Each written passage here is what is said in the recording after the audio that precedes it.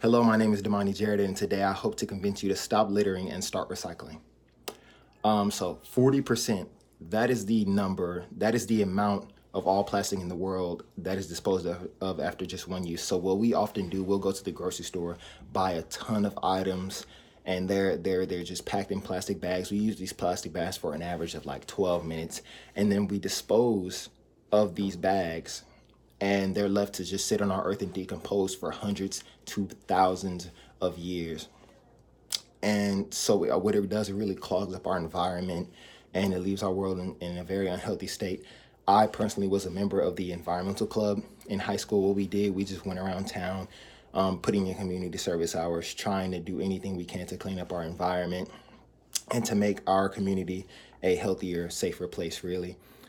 And so I believe that that taught me that we must all deal with the consequences of polluting our environment whenever we litter or whenever we fail to recycle or things of that nature, really. And in the fast paced world that we live, plastic has become such a staple because it's such an easy material. And so, according to National Geographic, world plastic production has shot up from about around 2 million tons in 1950 to over 440 million tons by 2015. And so that kind of gives you an insight into the magnitude that plastic production has on our everyday life, the magnitude of its effect, really, on our everyday life. And so I'm urging you to begin recycling and to stop littering. So on to the next slide. Microplastics. This is one of the two largest things that that are affecting our environment, really. Basically, microplastics, by definition, they're plastics that are 5 millimeters or shorter in length, and they're created whenever anyone litters a plastic or you throw plastic on the ground, you leave it on the beach. Beaches are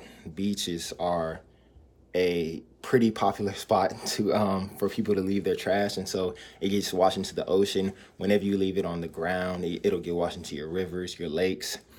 And so what that does when that happens is that sea animals will unintentionally eat these plastics and end up poisoning themselves, and we in turn will eat the sea animals, such as fish, seafood, all other types of seafood, things of that nature.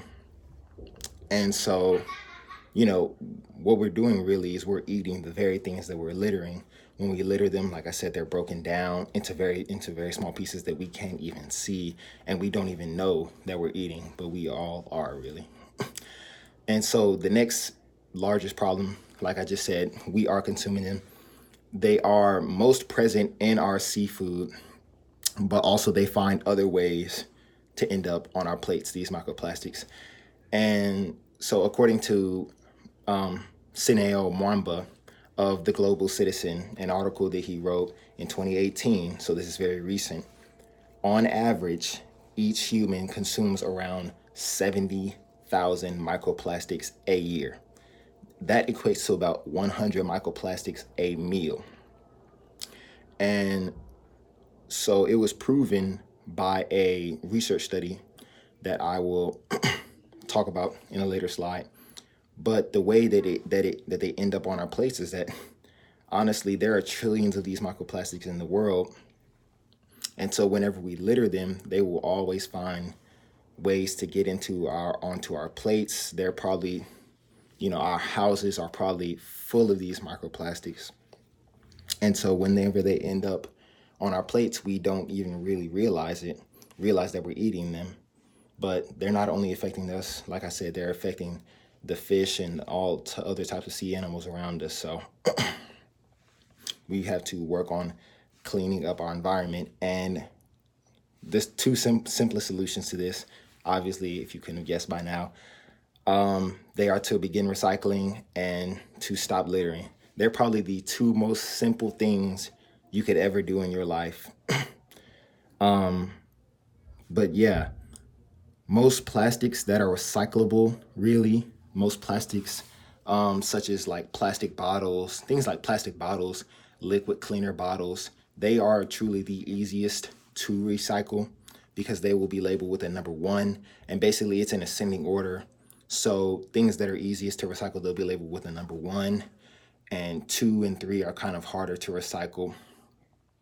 But yeah, we'll get to that in this next slide here, which is telling you that it's a very an extremely practical solution.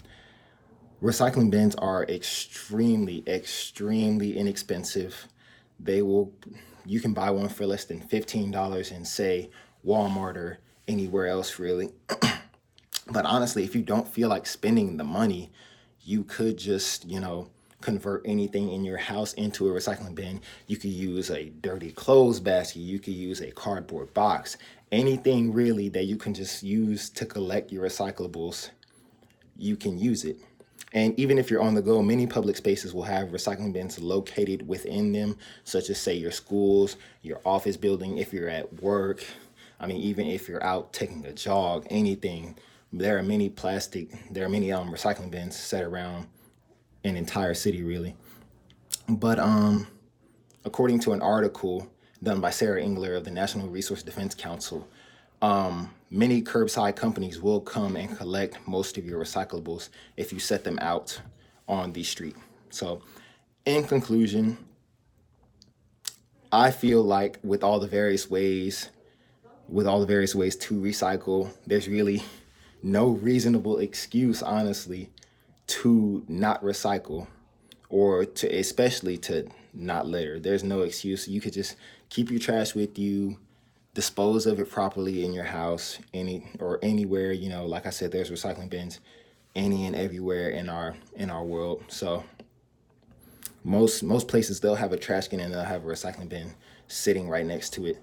But the solution is, it seems almost too simple, the solution does, but the result of that solution can be extremely monumental, and it can have such an amazing effect on our environment if we all would just get together and choose to stop littering and start recycling. Thank you.